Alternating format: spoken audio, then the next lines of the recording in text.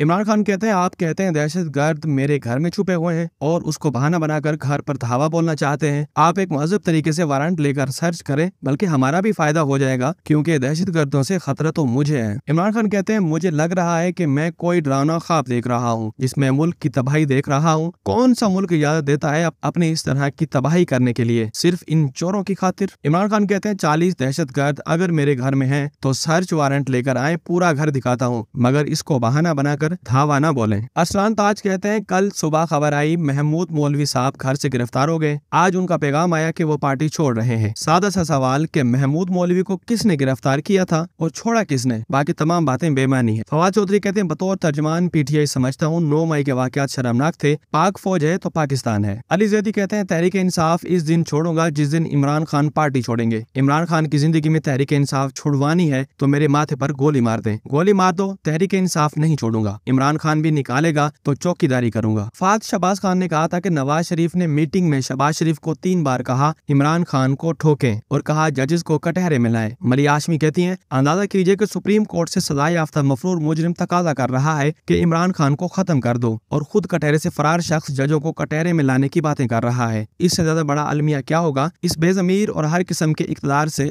आरी निजाम का।